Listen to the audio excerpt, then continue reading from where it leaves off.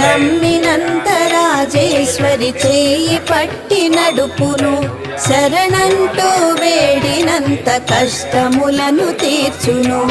ఆరోగ్యము ఐశ్వర్యము ఈశ్వరి కరుణించును, దుఃఖము దూరము చేసి శాంతిని కలిగించును.